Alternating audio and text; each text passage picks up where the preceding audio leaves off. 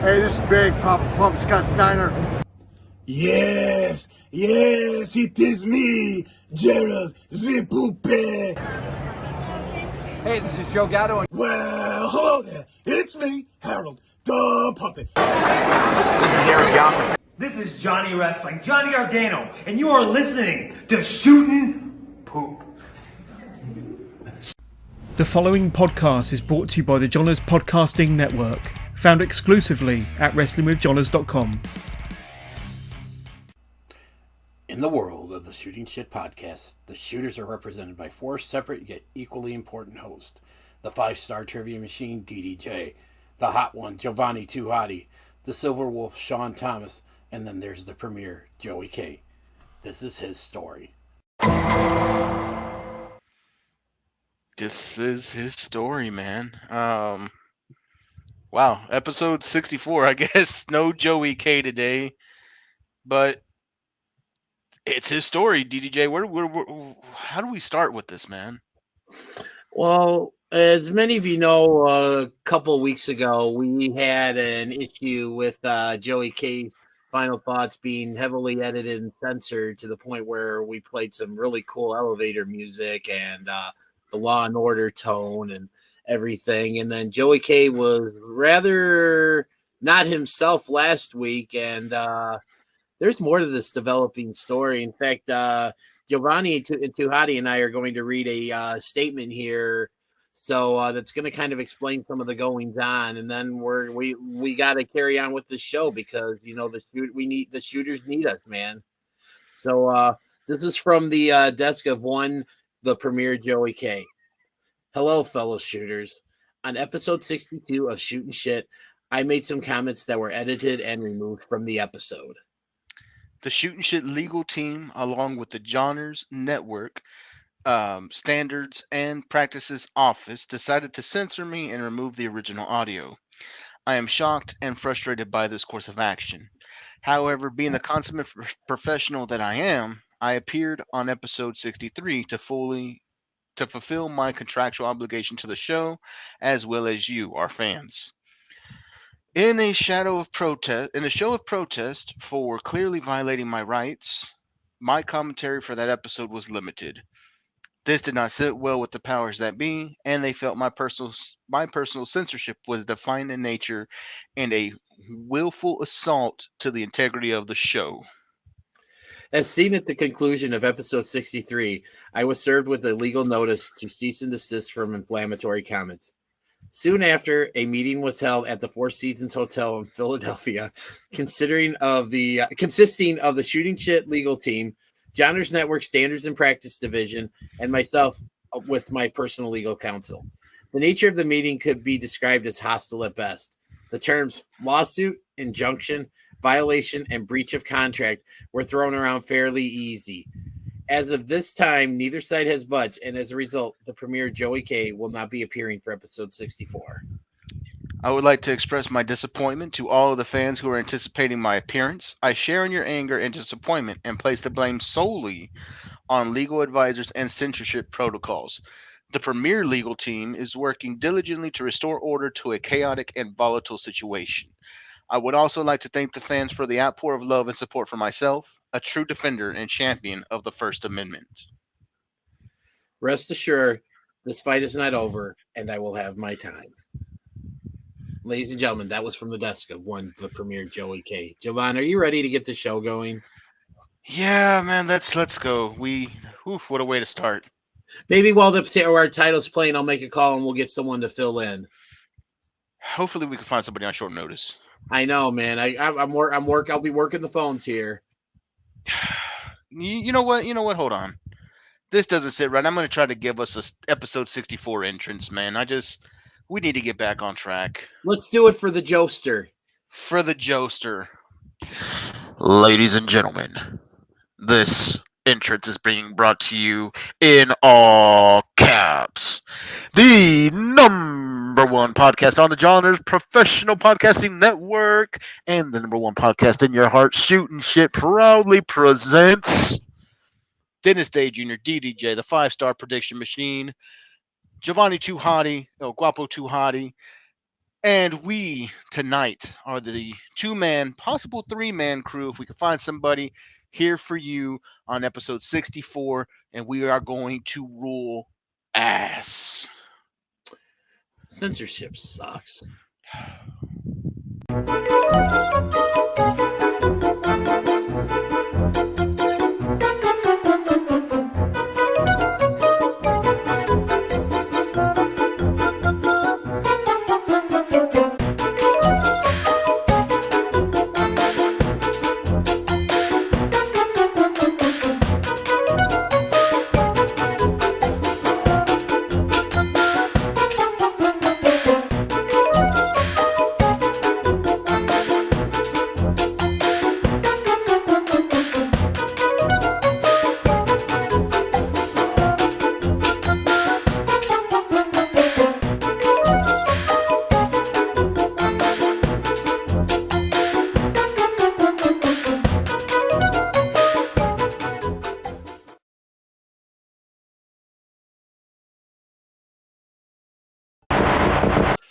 Oh man, what a bombshell to start out the show this week. Yeah, it's we're less one Joey K in protest. I mean, when's the last time one of us didn't show up under protest? Normally we have real shit going on, not a protest. I know, man, but you know what? I said that I would work the phones while the music was playing, and damn it, our boy came through for us. So we got Wayne and Garth. They're gonna bring in our third man here. So let's get Wayne and Garth on.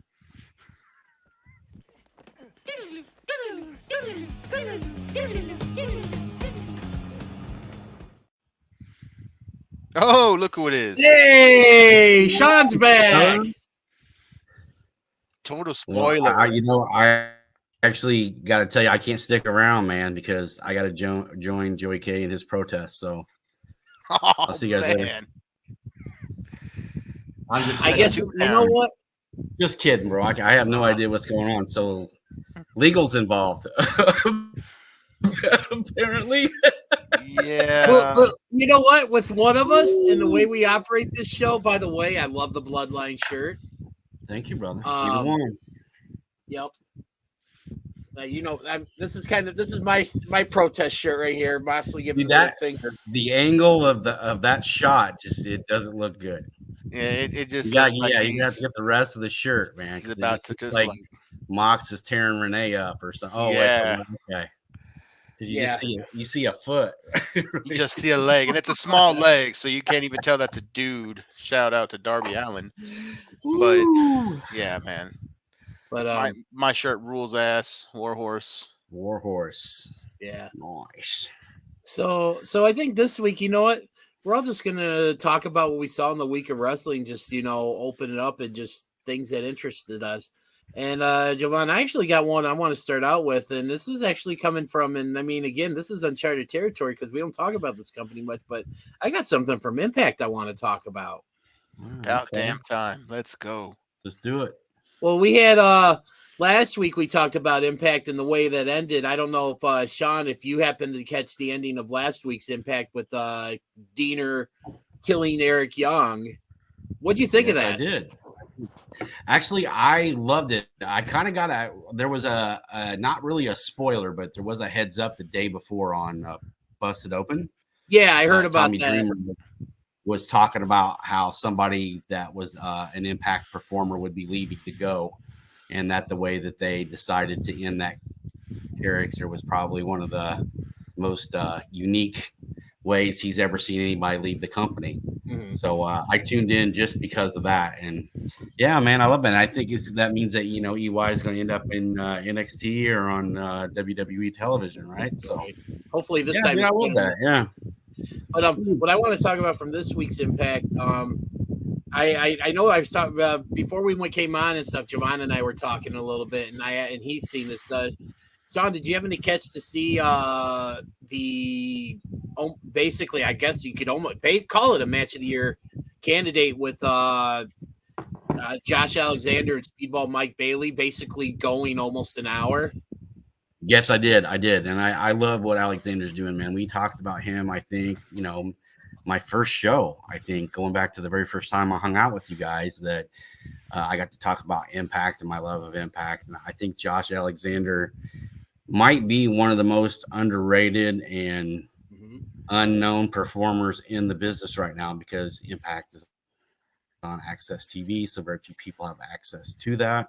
Access to access. No, man, it looks harder than what it is. I'm telling you. But I think the word is getting out, because that match, man, that was 60 minutes of solid storytelling right there. And one thing I really, it was the way it started. Like, he tried to use that as that open challenge to get Bully Ray to come out to the ring and stuff, because the big angle going on with those two and stuff. And Bully, in true heel fashion, decided to lay low, and he said he was going to wait, his turn to call a shot and stuff. But man, it led to what I guess we could definitely call an instant classic. Giovanni, what did you think about it? I think you have a wrestler in Josh Alexander that we've been preaching for a while is underrated. He's undervalued. He is one of the champions that nobody ever talks about, but the man has put on instant classics after instant classics since he broke up with Ethan Page. And the sad thing is we talked about the breakup of the North, and we felt like Ethan Page was the guy that was going to take off. No, you felt that. Well, some of us felt that Ethan Page was going to be the one to take off, when in actuality, Josh Alexander is just, to quote DDJ, from a place of, how can I put this? Bad ideas from bad creative to the moon. Yeah. To the moon. To the moon. That's an oldie, man. That is an oldie throwback. And go back to the darker days. But dude, what is it going to take for people to pay attention to this guy? Yeah, that's a good question, man. I don't know. My answer for my thought on that is that Impact's got to get on a bigger network. Well, I think we all agree, and I think based on the numbers that they're doing, we're going to see that. Yeah, here soon. I mean, if you not just Josh Alexander and the Bully Ray storyline with him is, man, that's getting a lot of heat. I mean, I think a couple weeks ago, like, Bully went after his wife on TV. No, yeah. I mean, I was going to pile driver right there on the side, on the floor at the side of the ring. So, and that's what's missing in a lot of modern day, I guess, if you want to call it, wrestling. For sure. None of the stories have that personal touch. Give it to a vet like Bully Ray to say, I'm going to fucking pile drive your wife. Well, here's my thing with Bully Ray. We've talked about, he's come up a few times since I started joining you guys. I love Bully Ray as a performer. Mm-hmm. Like, I mean, dude, you can't. The guy's legit. Multi-time tag team champion. I dare say that him and Devon are in the top 5 all-time tag teams. Top 5 easily. They're my number 2. And to see what he number 2, really. Yeah. We gotta talk about that in a minute. Okay, I gotta hear your 5 if they're number 2. And then to see what he did as a solo, as a singles wrestler, carrying, I don't think anybody thought that, Bully Ray would ever be a world champion. And I mean, I know it's TNA and Impact and people probably don't look at it the same, but the fact of the matter is there was a lot of big stars in that company when Bully Ray was carrying the strap. And I think he earned that spot. And look at the beginnings, though. He started off as being Bubba. Yeah. And now he's freaking world champion Bully Ray. Come on, man. Man, and you can't take it with the guy's always, dude, he's a heat magnet. He has always been able to generate face or heel. He can play the role, and we love to cheer him. We love to see him get booed. Not like I'm not a big fan of his busted open commentary. I feel like he's, as I said, like as somebody that's speaking on a podcast, I feel like he takes himself a little too seriously. But I think this is definitely a Bully Ray inspired storyline. I feel like he probably pushed this angle pretty heavily, and Josh Alexander obviously agreed to it, and it's working out because they are getting ratings. And I think, and one of the things I like about this is I think And I think this is one of the things where I think, I really appreciate Bully for what he does, is because if, I think he came back and said that he wouldn't come back because he didn't wrestle for anywhere what was it, about 3 years before he showed up in the NWA earlier this year. And then he had taken a break for a while. Like he was wanting to wait till he found the situation was right for him or something, and I mean, for him to come in and hopefully put over Josh Alexander, that's a big feather in the cap for Josh Alexander if that's what's going to happen. I think so, how we say hopefully put him over.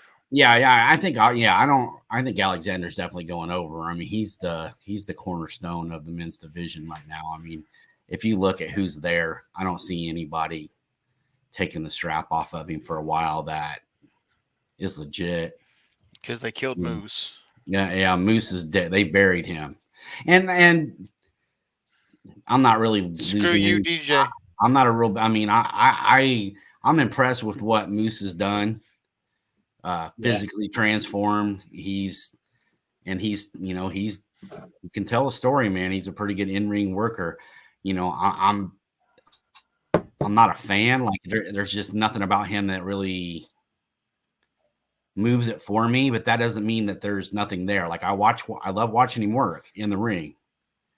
Like, I think he's a great worker in the ring, and I love the stories that he tells inside the ropes. I'm just not a fan of the promo and all that. I still think that needs a little work. He's finding it. He's getting there. Yeah. Promo does need a little work, but he's athletically gifted. The man's a freaking beast. Absolutely. I feel like he's in that, and I apologize. I kind of feel like he's in that Triple H kind of. He's still playing wrestler.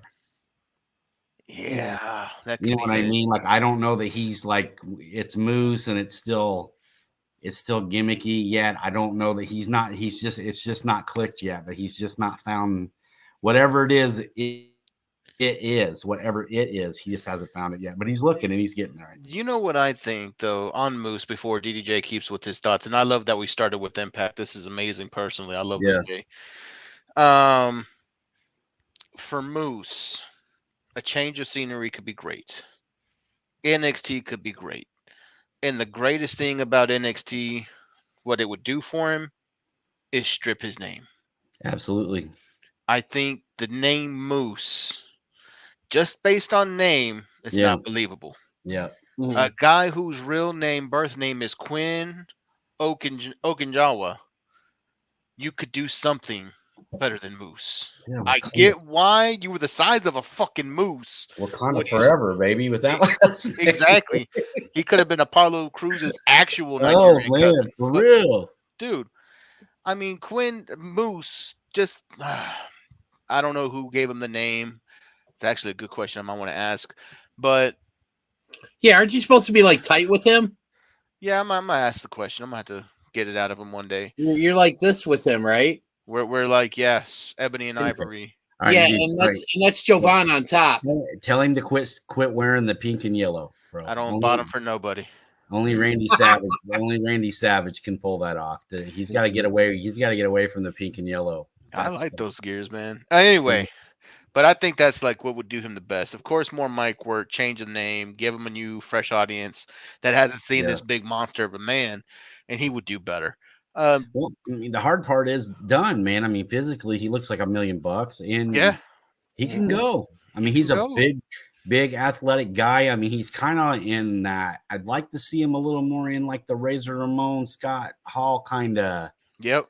Give me cool bad guy. Yeah, give me cool bad guy, not over the top, villain. Yeah. Not over the top, cheesy bad guy just because I'm the bad guy. I want everybody to hate me. Yeah. Just give me over the top, like what do you arm wrestle? Like an over the top? Maybe like a little, maybe a little Nino Brown from New Jack City. Something like that, man. Give me some cool bad guy. I'm aged myself. DDJ. What, you're aging yourself as opposed to that beard? Yeah. Oh, hey man, chicks dig the beard. Chicks dig the beard, man. Don't hate. Chick digs the beard. My wife's gonna come up in a little bit and sit in my lap and tell me what she wants for Christmas. Leave me alone, bro. Well, she should. You got the Santa hat rolling. I'm done. I'm tapping out. Sean coming with the haymaker. I love it.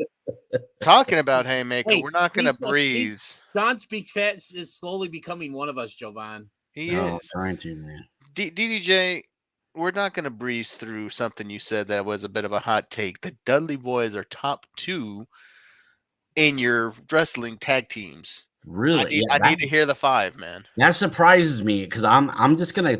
Can I take a guess? Do you mind if I take a guess who your 1 is? Go for it. It's the Road Warriors, right? Your 1 is the Road Warriors, and I know that because like you drove them around Chicago for like 3 days or some shit. And you were like, I mean, you knew those guys like personally, and I know that they were like a big part of your like child. Not well, maybe it'd be your childhood because it was my teenage years, so it would definitely be your childhood. No, I don't mean that in a bad way. I'm just saying you're 10 years younger than me. I'm But just laughing because you were just talking about aging yourself. And you just well, did dude, that. I mean, when it comes to the Road Warriors, dude, I don't care. I mean, like I'll speak on that. Those guys were and I'm hands talking down about the scariest, craziest, best. I mean, they were an I love those attraction. guys. Yeah, definitely. Yeah, but okay. So when I say the Dudley, they're like my second favorite tag team of all time. Obviously, when it comes to objectively ranking the greatest tag teams of all time, most people probably wouldn't have them up there, and I get that and stuff. But I think about like obviously. Okay, I'm confused. Wouldn't have who up there? Clarify. The Dudleys maybe as their number 2. Oh, Well, give me the top 5, baby. I'm waiting. Yeah, give me the top 5, baby. Let's go. So we know my top 5 favorites. Number 1's the Road Warriors. 2 are the Dudleys. 3 is the Rock and Roll Express. 4 is Demolition, Axe and Smash, and 5 is the Steiner Brothers. Wow. So you just really like the Legion of Doom because I mean Demolition was LOD, but in worse gear. But dude, Demolition was a badass tag team.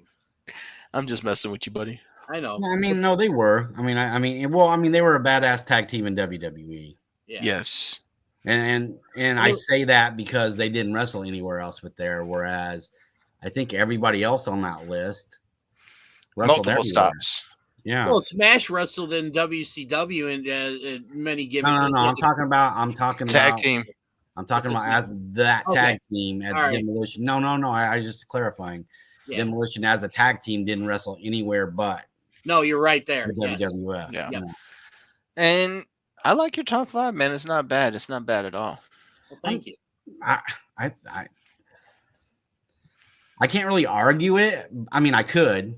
I could argue. I would debate it definitely, but I mean, I get why that's your 5 though for sure. Yeah. I do.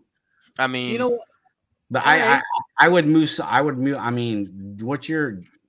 All right, Sean, top 5, hit it. My top. Oh man, mine's a little bit different because, like, I mean, I would go Road Warriors 1 just because I feel like they were the first ones who did it. Everywhere they went, they held a title. Yes. They main evented shows. They were Ric Flair of the tag team division. Yeah. Like you can't take that. I mean, those guys were, I think they got the first guaranteed contract of 6 figures in Mid-South when they started down there. I mean, they were a big deal. And then you add Paul Ellering into that mix, which in my mind was one of the greatest managers and ever, even though he only really ever managed them. Go ahead, bud. One of the things, the other two, that's so significant about them is they were like really the first heels that like got cheered. Yeah. Well, I mean, dude, they were so over it didn't matter at one point. Exactly. Yeah. They literally changed nothing about their appearance, their ring work, or anything. They just wrestled the Russians and they became the faces. Face. No, it's true. I mean, that's what it was they wrestled the Russians and they became faces. So I would that's go. That's how you would Warriors. always get over as a baby face in the 80s is just wrestle a Russian. Yep. I would go. I would say Road Warriors 1 would be my 1. Man, this is tough. Rick and Scott would probably be my 2. Okay.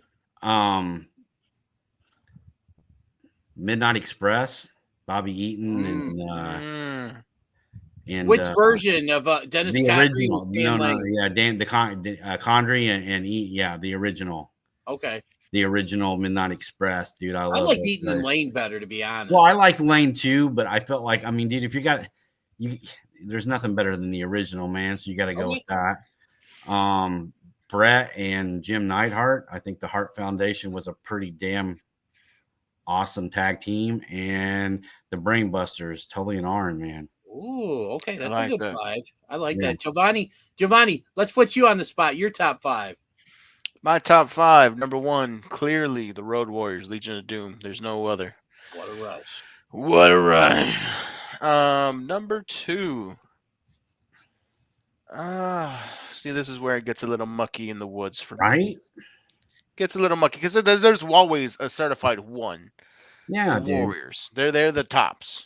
But see, that's what's great about these types of things is that we can have, as gentlemanly as we can be, we can have a civilized conversation about this. All our lists are going to be different, but we can speak to them. And you know what? I respect your guys' opinions and knowledge enough that, you know what? If that's how you feel, that's how you feel. Well, and two, dude, there's plenty of tag teams that I thought were pretty great tag teams that got broken up along the way because, like Austin and Brian, the Hollywood Blondes, dude, was a great tag team. They would easily be in my top 10 Blondes. had they been together longer. Yeah, easily. I mean, I loved watching those guys work. Oh my God, those guys were awesome. Go ahead, Giovanni. I'm sorry, man. Oh no, that's good. I like the Blondes. I was a big fan of the Blondes. So 1, Road Warriors. 2, I'm going to go. I would love to put the Midnight Express up here, but I have such a disdain for the tennis racket. So I'll put them at 3. You got to give Cornette his respect. I'll put them at 3. 2, I'll reserve for. Fuck it. I do not like Brett as a person. I cannot let that affect me. I'm going with the Hart Foundation at 2. You really don't like Brett? I really do not like Brett with like, a passion. I know you joked about it in the past, but you really don't, though. That's legit. You like him as a performer, you don't like him as a person, or you just don't like him at all? I just saying Hart Foundation at 2, I died inside. But I can't discredit the work that Jim the Anvil Neidhart has done and the daughters that he's given this world. So that's given him an extra push. Oh my God, dude. I think you're missing the point of the conversation here. But I mean, they're still a valid 2. Wait, we're still talking about the Hart Foundation and not, the. That's right, the Hart Foundation. 3 was the Midnight Express. 4, I am gonna go with Arn and Tully, man. I love me some Arn and Tully. In 5, hot take right now. 5. In 5 and 6 actually is 5A and 5B for me, but 5, and it depends on how the week is gone, can fluctuate between some new guys. At 5, I'm putting either the Usos or FTR, depending on how the week is gone. Wow. I honestly think that in the long run, like not yet, obviously, because they're still, I mean, those guys still got years. Oh, yeah, they do. Barring injury, both those teams have years. Mm-hmm. Those two teams will definitely, they'll definitely be in the mix. Definitely. Did you guys not see, did I not book that FTR Acclaim match Wednesday night on Dynamite? Did you not? You did. Did I not call that? That was a hell of a match. Just for the record, I called that shit. Yes, you did. Let me get you guys' opinion on this because we're going there with AEW now. Apparently, we're going FTR, Acclaimed. Good match, but... Hold on. We mentioned the Acclaim. Oh, scissor me, dad. Anyway. Oh, scissor me, daddy. Okay. Okay. So, did we not expect that match to end with some kind of interference by the Briscoes? And is this legitimately the Briscoes can't appear on Dynamite? Is why them boys have to keep doing things with somebody else to announce their matches? I don't know, I think they got to get something for them ass boys to do because they sure shit can't wrestle yet. I'm just calling it, dude. Like that. Those boys. I'm not saying that they don't have talent and they could. I think they're more impressed with themselves than they should be. Maybe I don't know, man. I mean, I don't know why they're maybe when they're 50. Because I mean, look at Billy. Dude, yeah. I mean, he's almost 60. Yeah, dude, he's still like jacked to the moon. I mean, I know that's his TRT kicking in and all that jazz, but oh, shit. I don't know, man. Like I kind of figured the FTR Acclaim match was going to end clean the way it did, and I was glad that it did. Yeah. Yeah. I'm happy that it did. I'm just upset. Not only because it made me a profit because I said that's what was going to happen. Damn. But I just feel like it's gonna run. They're gonna have to run it back a couple of times, and I think that's when we're really going to get into this. And I think this could be a series of matches that people will pay to see is FTR versus the Acclaimed.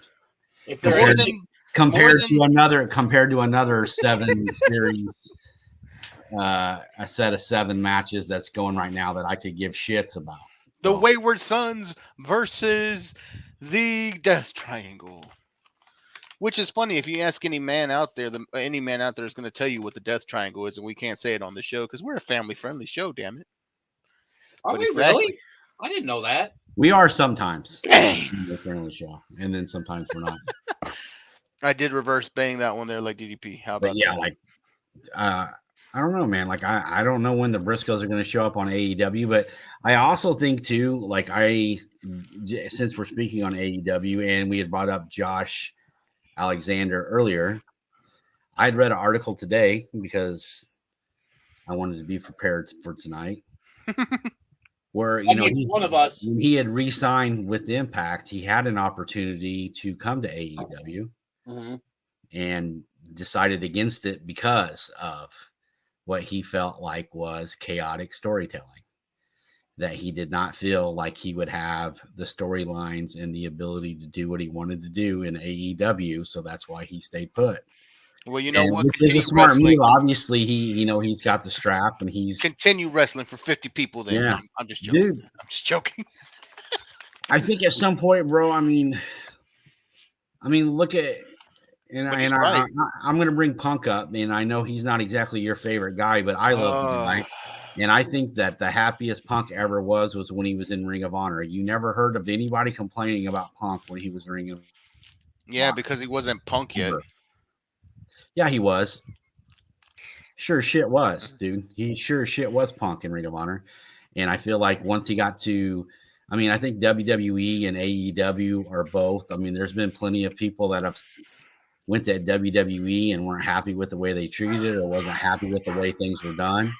You got the same people, and there's a group of people in AEW that are Andrade and all these guys that are there and wishing that they hadn't have made that mistake and went that route. So I kind of feel like it's an opportunity, for Alexander to just kind of expand on what's going on with him and in TNA, and if that's where he feels comfortable and that's where he's making his money and he's getting an opportunity to build something there, then have at it, man.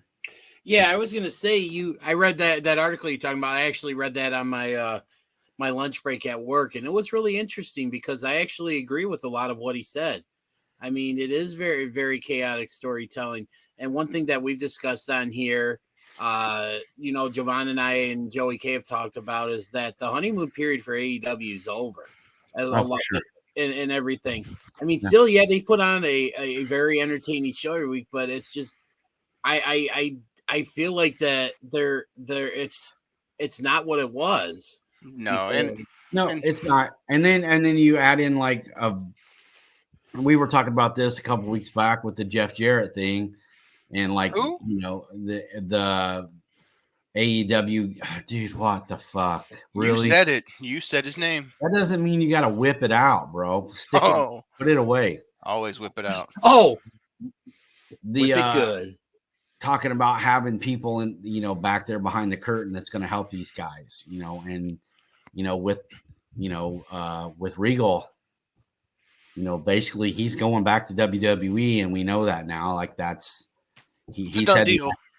he's heading back home, and there's somebody that, I mean, the guy was pretty much the biggest teacher WWE had at NXT. Anybody besides Dusty, yeah, oh yeah, dude, not named course, Dusty Rhodes. I mean, Regal learned it under Dusty. You know what I mean? Yeah, he so did. that knowledge is being, that's recycled knowledge from Dusty into him, and now he's going back to WWE. And the agreement is he's just going to stay off television for a while. And I don't think he cares. I think he's ready to go back home, and that's where he's had the most success, and he's been the most content there, which goes to show, that as much money as AEW was throwing at him and as prominent of the roles they gave him, he would still he's basically saying, I'm going to give all that up to go back here and I won't be on TV for a year or whatever it is, whatever time period it is. I mean, his son is wrestling. He wants to be there with his son. He wants to kind of have that relationship, which I get, because you see wrestlers all the time kind of feel like they don't have relationships with their family members until they get into the ring. So I get it, right? He's got to do what's best for him and his family. But there was something said by Dennis Day up there, Dennis Day Jr., that is. What I do now. That kind of piqued my ears, man. Is there a new sandwich at Culver's again? No, it's not another sandwich at Culver's. I hope they bring back that Curter burger soon. Okay, back to the wrestling. Curter burger aside. If you want to get him off track, that's all you got to do right there. So yeah, distraction technique number 32, the Curter burger. Curter burger. Curter burger. Cheese curds. Yes. So. Yeah. Yeah. Yeah. Yes. Yes. Yes. All right, Jovan. All right. Talking AEW and the honeymoon phase, I think the difference is the roster. In the beginning, we didn't have a lot of toys to play with, so the toys that we had, we made use of. We got really good use out of a couple of toys that a lot of people really like playing with. We played the hell out of our Teddy Ruxpin, Darby Allin, and now he's a little beat up, and you're tired of playing with Teddy Ruxpin. His eye might be falling apart, missing the battery. So you got to, maybe find something else to play with. But then while you're doing that, you've got like a brand new Care Bear. You've got some Hot Wheels that you've never played with. You've got like a Dollar Tree toy, like Ethan Page. That's harsh. or you've got a Dollar Tree toy out there that you've never opened. You have a brand new $1.25. Oh, Lord Jesus. You got a brand new bike in the back that you've never even touched, but everybody knows you have the bike, but you've not used it. And they're like, what are you going to do with that bike? You got to do something with the bike. Please play with the bike. And that's where we're at. We've gotten to the point to where there's too many options. We're not enjoying it because the one person who is like ADD focused on his latest toy, look at my shiny thing I have now, that's forgot about the one that's gathering dust that's still good and people are begging you to play with, and you're like, hey, come and see Hangman this week. Hey, Jovan, real quick before you carry on, you basically just described my 7-year-old son. There you go. He gets a new toy. He plays with it for a couple of days, then he forgets about it, and then he'll go on to something else, or he'll find something that he hadn't played with in months, and all of a sudden be all about that. You also just described my 42-year-old best friend. Shooting shit describes. Wait. Hold on. I'm your best friend? Well, you're one of them, dude. I don't have that many. Oh, thank you. I'm going to overlook that little jab. Headlines: Shooting shit parallels Tony Khan's booking of AEW to 7-year-old playing with toys and 42-year-old man buying merch. Man, y'all just did a real heartwarming moment. That's awesome. I had to. I couldn't let you have that. But that's what's happening. And that's, unfortunately, the pros and cons of trying to build up a company when you don't have enough time for everybody to get played with, and people start resenting the fact that you're not using the bike. They're getting more matches on AEW Dark than they are on TV. Who watches Dark? That's Yeah, but and the defense rests, sir. one of the things I don't understand, and this kind of just goes back to my issue with wrestling fans. No, there's the you remember back in the day when WWE had like literally everybody, and kind of the same thing, almost essentially what AEW's doing, but everybody crucified WWE for it. Yep. Why are they not doing? I mean, I know there are some people out there that are crucifying AEW for it, but why isn't the majority of like the same ones that were crucifying WWE doing the same thing for AEW? Because I mean, it's the exact same thing. They've got their roster is so just. I think there's just so much shit for everybody to bitch about now. Can I take this one for 500, Alex? You got it. I'll tell you what. I'll give you Final Jeopardy in the win if you mention the All Elite Bearded Genius. I'm not going to go that far because he's actually a friend of mine.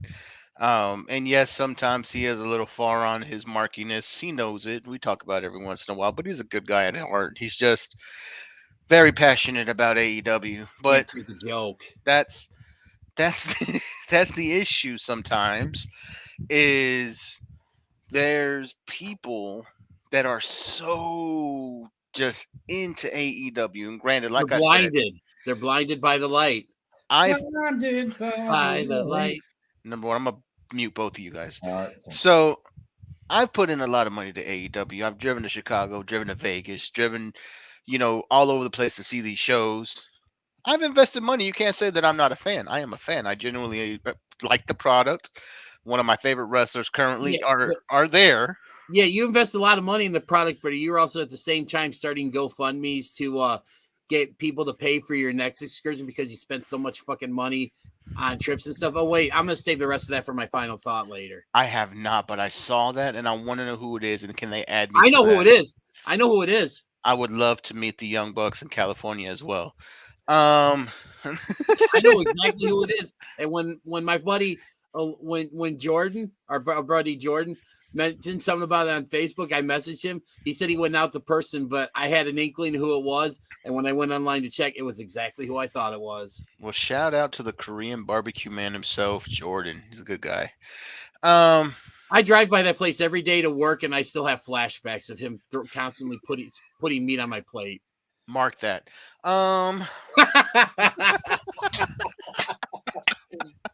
I forgot where I was trying to go. Okay, never mind. I remember where I was going with the whole AEW fan base.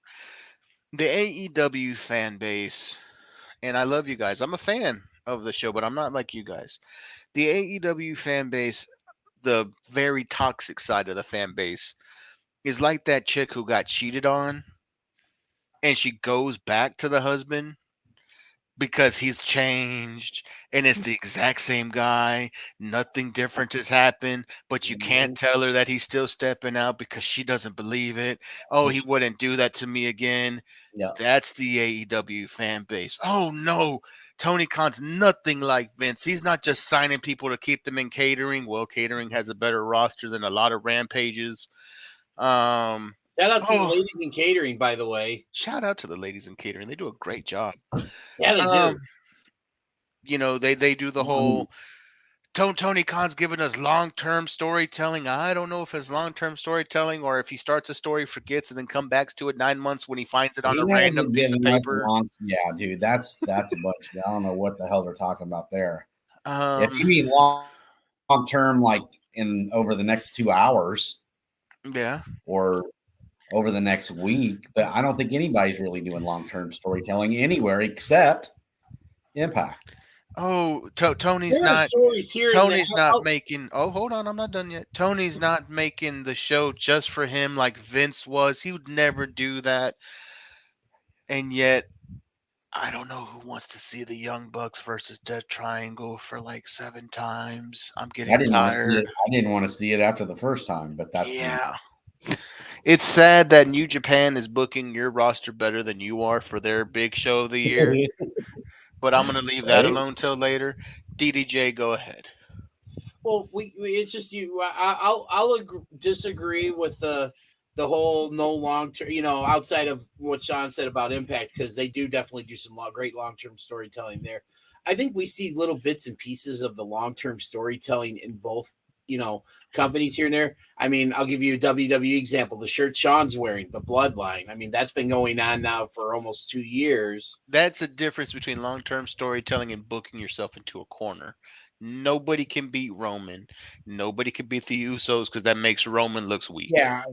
And just for me to clarify, man, because I don't want to get this confused. Like, I understand the Bloodline's been a deal for a while. I'm not talking about a faction or like, WWE is notorious for putting somebody on top and leaving them there for a while. John Cena was there forever. Triple H. I mean, the Evolution was another one that was a long-term deal. When I mean long-term storytelling, I mean Randy Savage winning the title in WrestleMania for the birth of the Mega Powers, look at Shark Boy. He put that on quick. What the hell?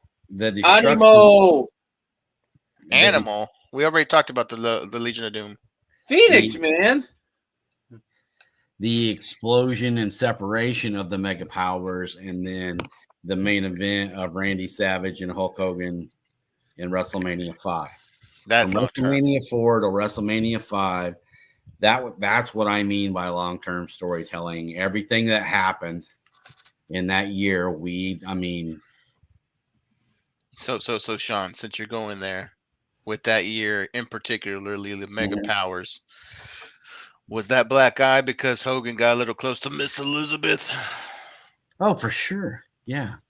Oh, yeah. Yeah, I do. I think all of us looking back on that now know that Hogan was 100% political in everything he did. I mean, even up to the end of WCW when, Jeff Jarrett just dropped on his back. And who? You heard me. Yeah, that guy. And here's the one and only time you're ever going to hear me show that little prick some respect. What was his name? The prick. No, go ahead. When he went out there and just dropped on his back because Hogan was playing games and he didn't want any part of it, was the only time Jeff Jarrett, in my opinion, dude, I will drive up there and fucking put you to sleep. I swear to God. It's a long way from Illinois to Texas. I'm gonna punch my own computer. You do that shit again. It's just a little bit of JEFFJARRET. I think that was about the only time I think in Jeff Jarrett's entire career that I can say, man, he gave up a belt, dude. He gave up a belt. I think you scared him. He didn't do it that time. No, he knows I'm just playing. He gave up a belt because it was bullshit. You know what I mean? Yeah, that guy. It's like the secret word in Pee Wee's Playhouse. Every time Sean says Jeff Jarrett, I pull up the graphic. Fucking hate. What the hell was that? Was that Chewbacca? It was a little bit of everything, yeah. Hey, remember when I said you were my best friend about 10 minutes ago? We tell you I take it back. Oh. You just got moved down. Easy come, easy go. But I mean, that when I say long-term storytelling, that's what I'm talking about. Is that even like we'll talk about that other goof that you like, Honky Tonk Man. He was a part of that. I don't know why you like Honky Tonk Man. I don't either, dude. But Dennis just loves pro wrestling, bro. It don't matter. I don't know that. I don't think he's a non-fan of anybody except maybe Coco Beware. Apparently, the Birdman. But who doesn't? Even then, like if you remember Bret Hart hates him. Bret Hart really hates him. Elizabeth being held, and they were holding Savage, and they were going to hit him with the guitar, and she jumped in, and that big goof Honky Tonk threw her to the ground, and then Hogan came in to save the day, and that's kind of what started the whole Mega Powers thing. And so, Sean, in your opinion, who had the better guitar shot, Honky Tonk or Jeff Jarrett? Ooh. Ooh. Trying to think of who I give a fuck less about. It's a hard question, I know.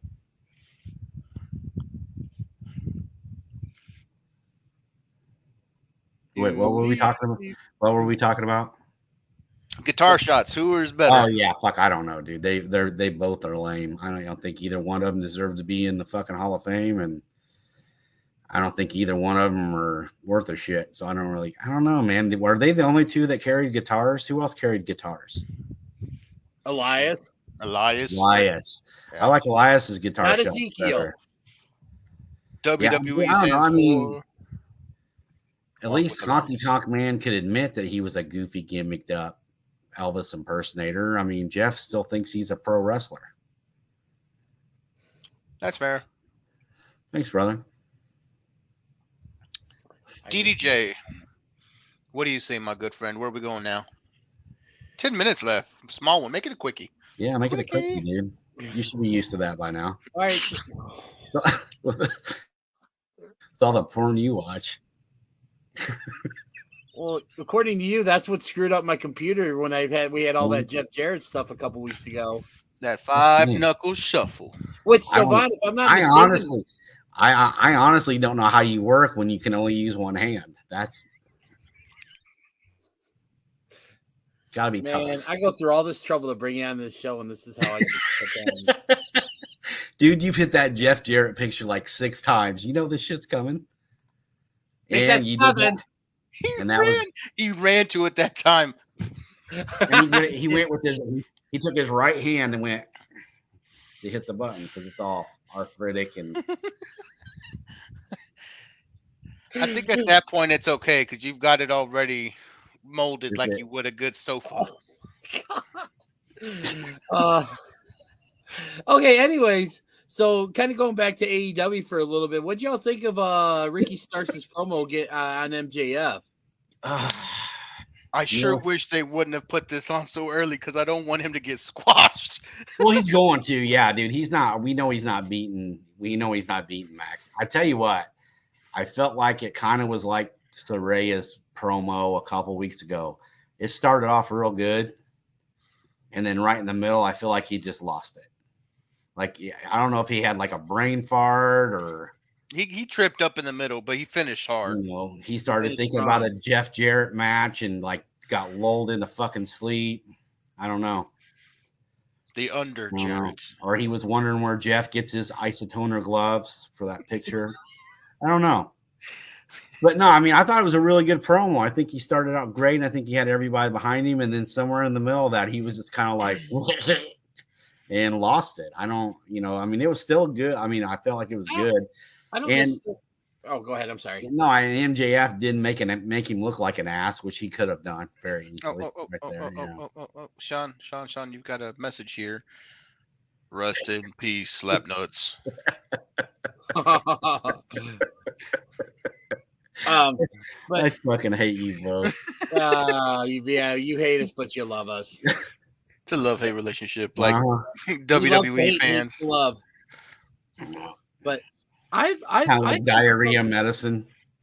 You don't want to have to use it, but you're glad it's around when you need it. You know what? Put on that though. TikTok and trends. The guys that are drinking the full bottles of magnesium sulfate to shit. Mm-hmm. Oh my god. You're cleaning out everything down to that piece of gum you swallowed 7 years ago when you do the whole bottle. It is gonna be like the horns of hell is opening in your bathroom. It's gonna stink worse than the boogeyman. How did we go here? I was just about to ask the same question. You sick Texas fuck. What the fuck? It's a good question. How do we get here? Who said diarrhea? The Cowboys. I said diarrhea. The Cowboys fan did. Oh, the Cowboys fan did. Yeah, let's not do that. Diarrhea is the name of your stadium, technically. Did you guys like Ricky Spear? I mean, I love how they took him right out of it. Like Max sold that so good. Flying off. That was after getting kicked in the nuts by MJF. Yeah, I love them too. I hated that it's this soon because it gives no chance for Ricky after he's. I think it's going to give us a good idea where Ricky's at. He's to me, he's tops. He was over. I think he is, but he's really young, man. I mean, how old is Ricky? Max? Yeah, I know, dude, but you can't compare the two. You know, Max is like light years ahead as far as like wrestling IQ, promos. I mean, Max can take an ass beating and still walk out smelling like $1 million. Ricky's still working on that. You know what I mean? See, one of the things that I really like about this match, and this is when this was kind of, when this happened after Starks won that Eliminator tournament, by beating Ethan Page on the Dynamite after Full Gear.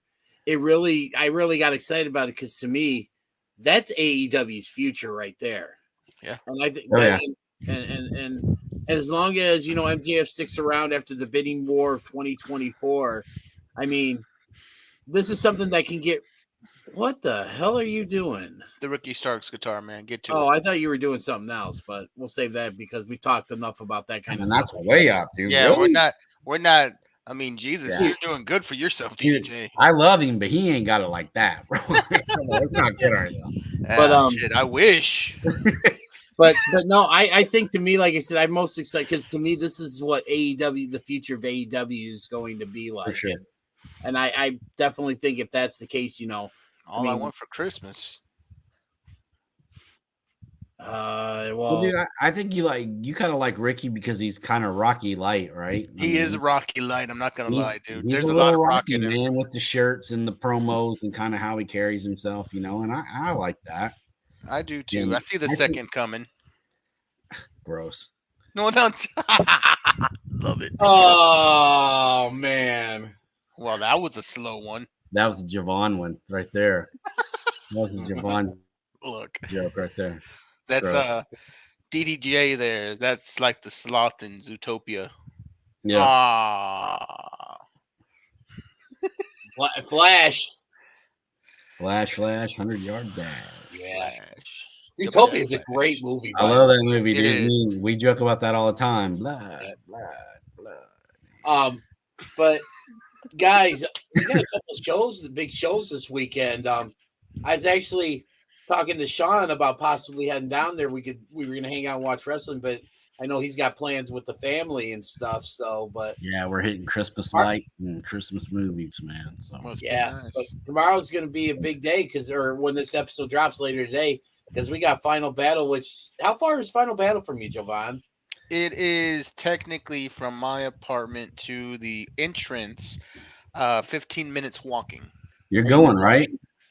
No, I'm not going. I'm gonna be Why? watching it, and I know I'm gonna be watching it with a friend of mine who is medically not able to go to the show. Okay. So we're gonna watch it together because we normally watch ROH together. And I was like, dude, let's go. And he's like, yeah, they're not gonna let me out of here in time. I said, well, fuck it, we're watching it up there. That's pretty cool, man. That's cool, man. Good for you. Save me $30. I'll bootleg it. No, I'm joking, guys. Don't bootleg. We've said that on shows already. Do not. We don't advocate. We don't here on Shooting Shit. We don't advocate the use of illegal streams. We've already got legal issues with Joey K. I was just joking. We don't need any more legal breaches to be exposed. Where's Johnny Cochran when you need him? Did not fit.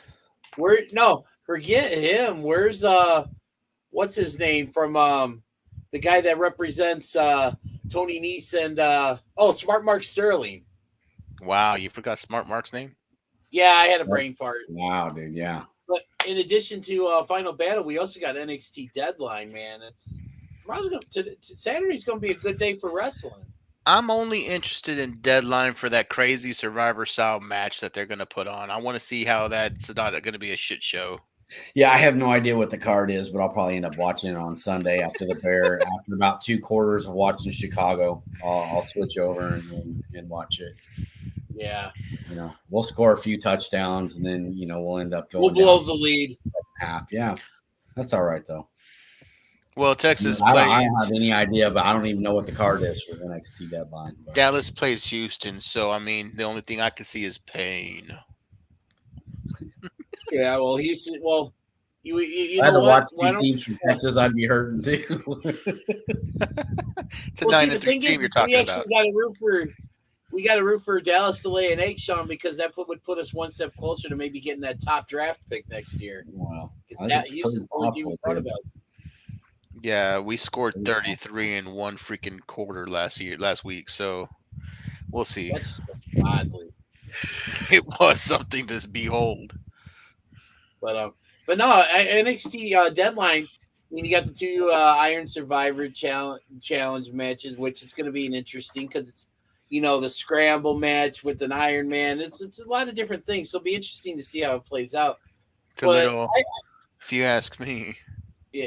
But one of the things that, like, Yes, I'm actually gimmicky. What's going on? They're trying. I don't know what. I'm hoping that it's not, Halloween Havoc-y or Future Shocky or what was that? A Lethal Lottery or Battle Bowl. I mean, a couple of those Slamboree, old dusty, tries that didn't really make a lot of sense. But can we get a World War III again? I would like that. 3 rings. Yeah. Oh, hey, they brought WarGames back. Maybe they will someday. Yeah, but I mean, was you guys happy with WarGames? Because I wasn't on the show after that. I wasn't real happy with. I mean, it was cool to watch it, but I feel like it still, to me, doesn't feel like it used to feel. I don't know. It doesn't, but to me, you really couldn't bring in. For in terms of happiness with the WarGames, the men's match I liked, the women's match not so much. But I don't actually. Me personally, I'd flip those. Wow. Okay, but see, yeah, the thing is, I'm just saying. Yeah, I mean, I like the men's match, but I thought the women's match was much more entertaining. Go for it, bro. But with the WarGames, like you talk about how it's presented now versus how it was presented then. See, I think it's a completely different era, so it had to evolve because I think if you had brought the WarGames that like you grew up on and that we all grew up on from the late 80s and early 90s, it really wouldn't have worked because a lot of the styles, especially with some of these talents, were aerial based, and that was one of my biggest complaints for like the old school WarGames is that guys like when Brian Pillman was there, he really couldn't do much. It really, yeah. If they had the roof a little higher, then okay. But the way they had it, it didn't work, and I don't think it would have, like in this era, it wouldn't have gone over. And so I think they naturally had to evolve it a little bit to kind of, fit in with the style of today's product. You know what I want to see, guys? What I really want to see? Give me the triple cage from WCW's Ready to Rumble. Damn it. Yeah, I always thought that was once you got out of the big cage up top to the second one, the match was pretty well. I don't know. I just want to see it live. Anyways, it would be cool to see live, man. I mean, I think it would have been. It would have been just like that GCW double cage match we seen in Chicago. I mean, it would have been a car wreck. It would have been a car wreck. But since we're talking about cages, maybe they could bring back that real weird cage that they used was WCW Uncensored 96 when it was Hogan and Savage versus like 8 guys and like they had to go through like 3 cages and then make their way to the bottom of the ring, and the last 2 guys were the dude from No Holds Barred and Friday and some other guy, big like Tiny Liston. Tiny Liston. Yeah, Tiny Liston. Zeus. Debo, baby, that's Debo. Yeah, Debo. It's Zeus with the eye of destiny. Yeah. But Unibrow had that unibrow. He had that I'd whoop your ass look. Yeah. Anyways, gentlemen, it's come to that time again. We are running at a little bit over an hour. Final thoughts, final shoots, final takes, whatever you want to call it. This is your last chance to get a thought out. Who wants to go first? I'll go first if you don't mind. Well, you have the floor.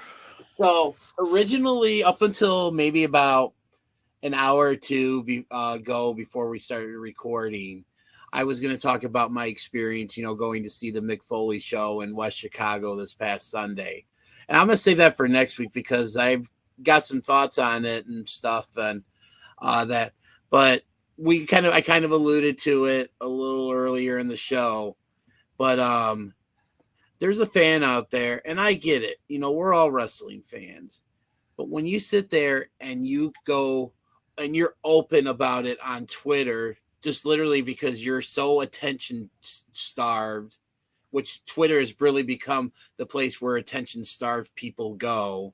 It always was. That's the whole point. I mean, it's even more so now. Which is why I'm not on it. I'm barely on mine. But there's a fan out there. I thought about, but I'm like, no, I'm not going to out this person. But I will say that this person it really sickens me that this person openly flaunts about going to all these shows and paying the extra money to sit front row and everything, and then she has the gall to go ahead and start a GoFundMe, because now I guess apparently the Young Bucks just announced they're doing some sort of appearance, and I think it was Los Angeles, and they are not doing these things that often anymore. They stopped doing them, and stuff. But she's going out there and is asking people to give her money so she can go to the show, when she blows all of her fucking money on going to these shows. She talks about going to Chicago, which I think she's from Chicago, but she's talking about going to San Francisco for Revolution. She was at Full Gear, she's all over the place. I mean, and if you got the money, God bless you. But when you sit there and spend, thousands upon thousands of dollars to go to these shows, and play tickets and air, and then you have the gall to turn around and go and start a GoFundMe to ask for more money. You know what? Fuck you. You're people like me who was out of work or didn't work for a year and a half because they had 2 knee surgeries, and after getting cleared to go back to work after my second knee surgery, found out I was getting laid off. I never once went on and give me money, because that's not me. I work for, I got a job now. I'm back working, I'm liking my job and everything, and I'm earning my money. I'm never going to resort to the fact to go on and ask people for money just so I can go see a goddamn wrestling show. And I think anybody that does that really it's pathetic. And you know what? Again, fuck you. I'm done. Wow. I've never heard that colorful language out of DDJ's mouth. Yeah, dude. Juan's heard it a few times. You kiss your wife with that mouth, dude? Sometimes. That's a good boy. All right. Sometimes you don't get a lot of kissing with the quick ones. Well, the wife's got to be up in about 3-4 hours, because she's getting over a trip, so she's getting some overtime, so she's got to be up early. So no kissing now tonight. I gotta let her sleep. All right, Silver Wolf. All right. Well, I got a couple things actually, because I haven't been around for the last few weeks. So strap in, boys. First off, I could give a fuck about these next 4 matches between the Elite and Death Triangle. Not because I don't love Death Triangle, because I love the Lucha Bros and I love Pac and I love them. I think this shit with the Elite is, I feel like these guys are sucking their own dicks. They're not as big as what they think they are. I don't, I'm over it. Like, I am over the Elite. It took me a while, and that's hard for me to say because I've been a big supporter of those guys, and I love Kenny. And to be honest with you, I've always enjoyed watching the Bucks, heel or face. It doesn't matter. But I'm kind of over that shit. And I don't know who the hell thought that these 3 egomaniacs needed 7 fucking televised matches to just put the straps back on them, because we all know that's what's going to happen. I don't get that. So Tony Khan, do another bump and just give them the fucking belts, and let's get 4 weeks back of television and put somebody on there that we actually want to see, like Eddie Kingston or Miro or any of these guys that are sitting at home with their dicks in their hands getting paid, because they'd much rather be working on TV and doing what they love than watching these 3 motherfuckers go get hair plugs and then come back out and wrestle. And then I kind of want to read this to you guys.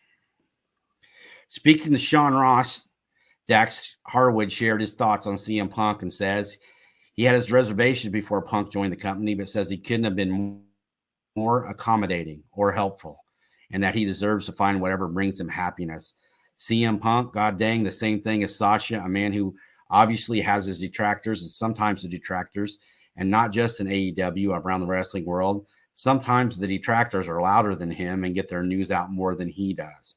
When he first came into the company, I remember talking to Cash, and I said, if this motherfucker comes in and he says something to me about how I dress, talking about dress code or whatever, we're going to have a problem. And he came in and he was the complete opposite.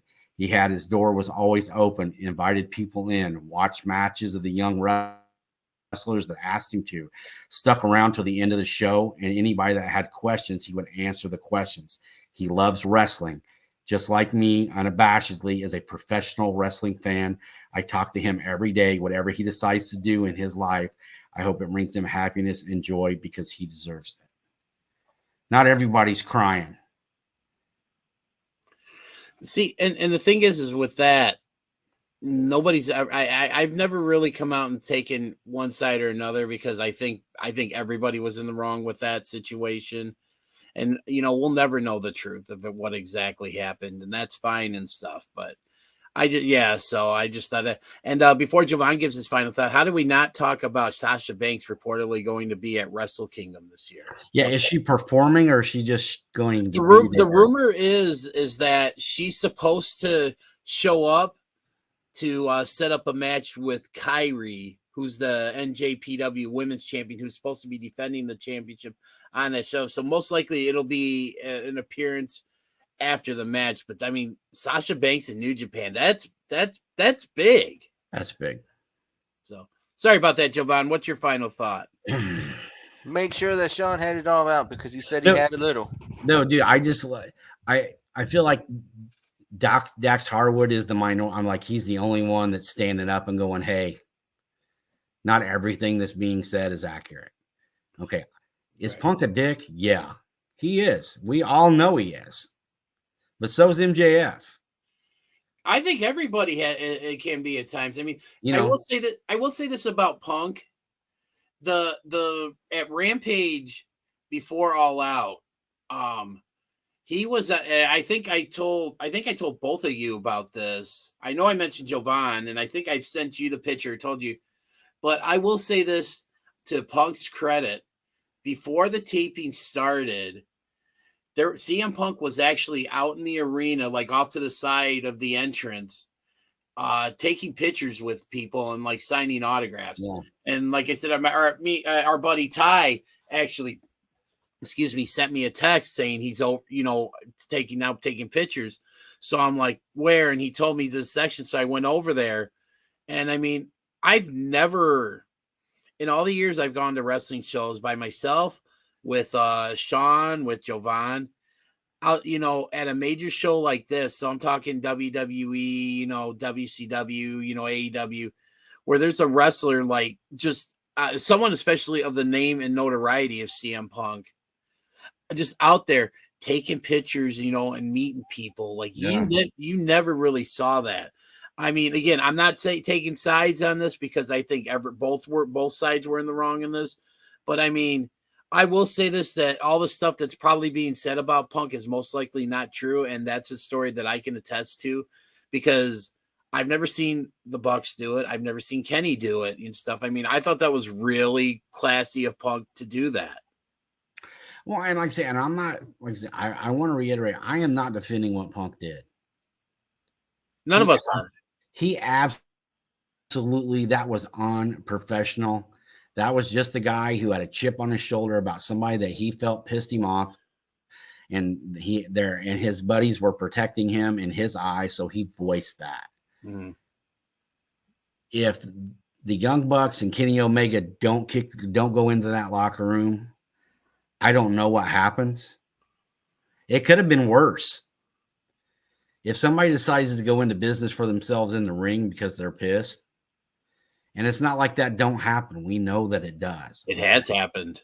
But my problem is this guy came. I mean, you guys, the ratings are down on AEW. Mm-hmm. The last 3 to 4 weeks, they are consistently dropping every Wednesday night. Now, I don't know if it's because it's the holiday season, which very well could be. I don't know if it's because, what's going on with the show, and we got top stars that aren't there and now they're gone, and we got a new, you got Jamie Hayter, new champion, the Acclaim, new champion, MJF, new champion. Everything has changed. Everything is changing, and we've already spoke about AEW and their sporadic, how they still tell stories, their booking, their writing, all of that stuff. Regal's gone. What's going to happen with the, with the Combat Club? All these things are going on. And still in the back of all this stuff, CM Punk is sitting at home and has not come out publicly and commented once. No. Everybody else is running their mouths. And the guy who everybody's dogging, and I'm not, like I said, it's his fault. He started it. If we're going by playground rules, he did. Yeah. I think that's why a lot of people have soured on him, because it's the fact that he started. But I mean, again, it doesn't take away the fact that, again, everybody was in the wrong. Continue. But to say that his entire time there was a waste and that he was a cancer in the locker room and all this other shit.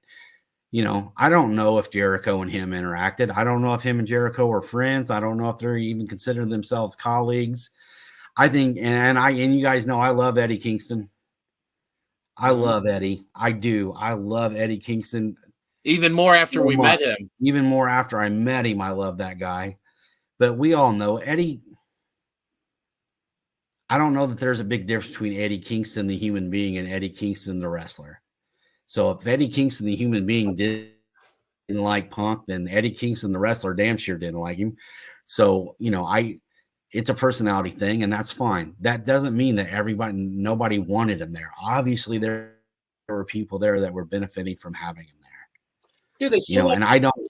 And by all accounts, what's going on in the story is like Punk's the one that's decided to move on. Yeah. So he, and I don't know if that's because he feels like, hey, nobody came to my defense, or they're making me the scapegoat, or whatever the reason is. I don't know. And I don't know if he's going to show up on WWE TV. I don't know if he's going to show up in Ring of Honor. I don't know if we'll ever see him again in a wrestling ring. And if we don't, and that's what he decided, more power to him. Yeah. But, there's a lot to be said for the people who have, the ones that are screaming the loudest aren't always the ones saying the correct things. That's all. That's it. And thanks for, loved you guys. Glad to see you. I missed you. For real. I was glad to be here tonight. So thanks for having me back. All right, Jovan, finally give your final thought. I'm sorry, buddy. We're all out of time. Hit the music. Hit the music. Well, they've done that before. No.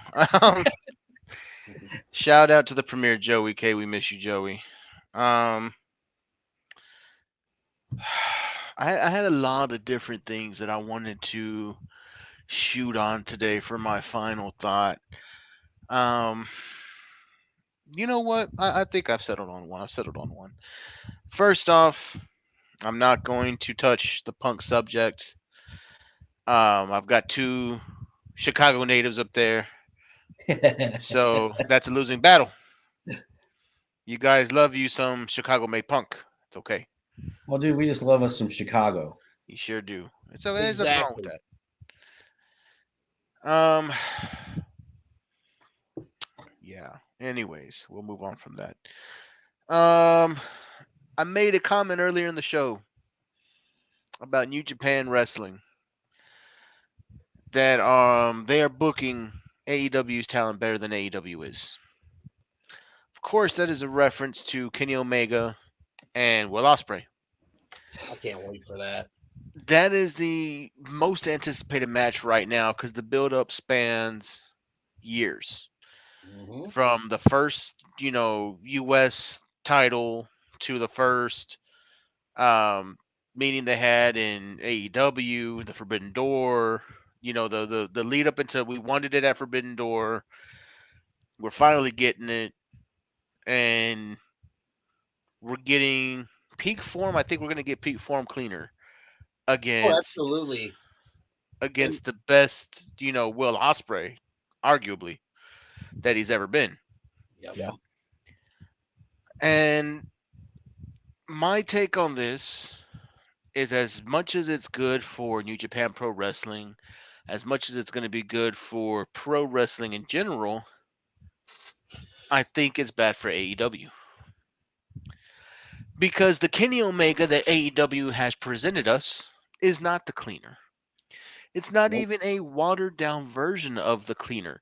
The belt collector was close to the cleaner, but it was still cleaner light.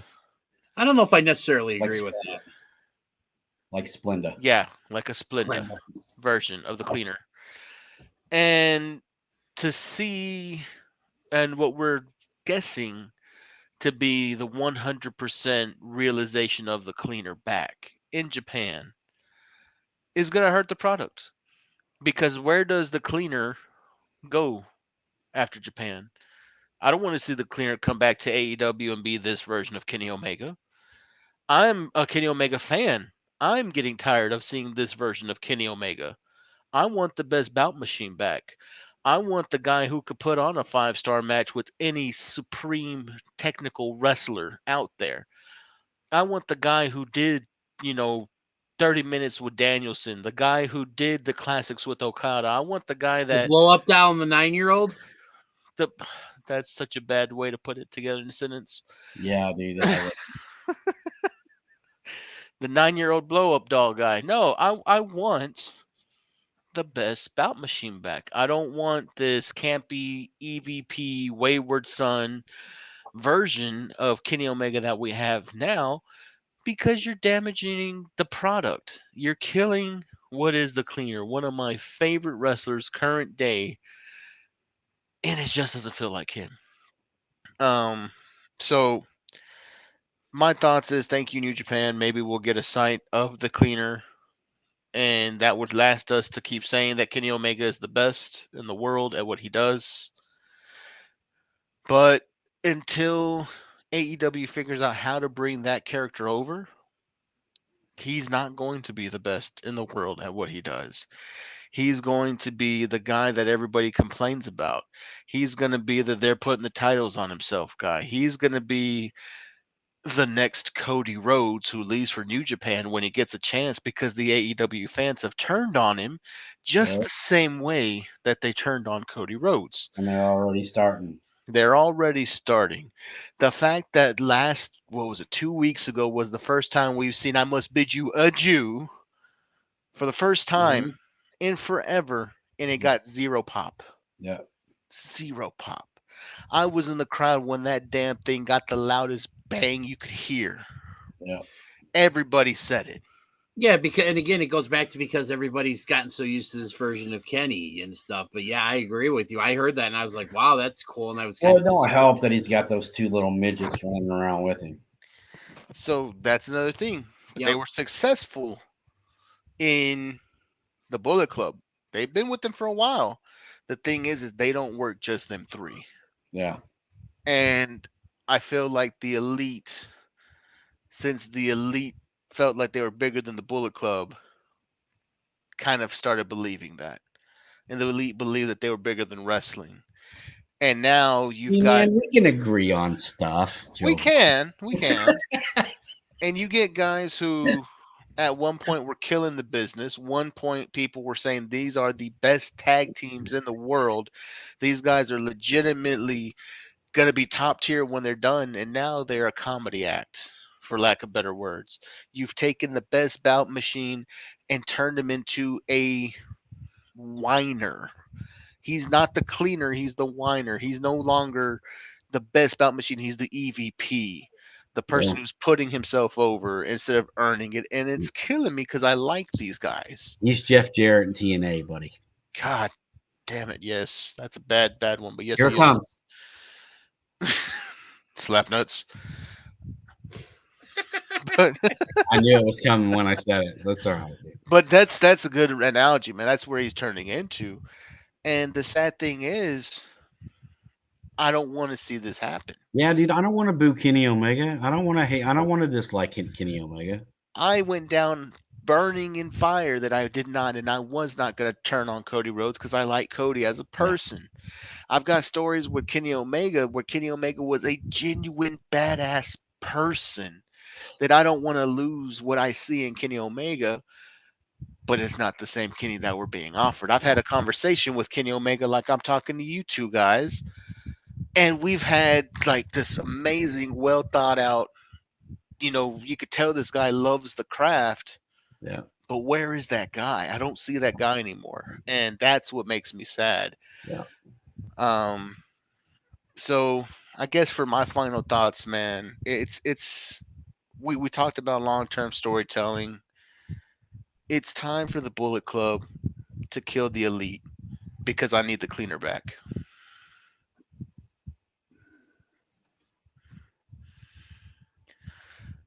All right.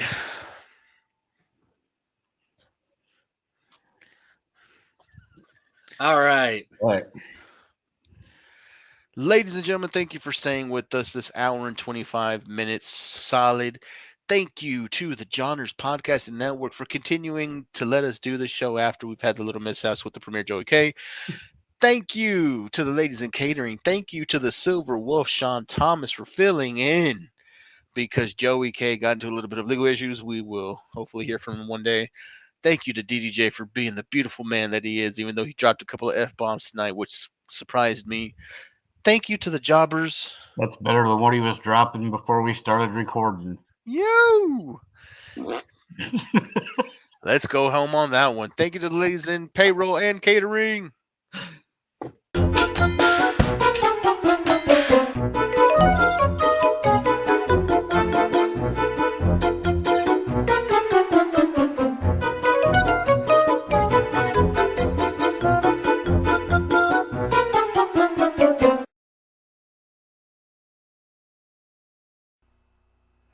Do not forget to hit the like and subscribe button. Follow the show on Twitter at SHOOTINSHT, and thanks for listening.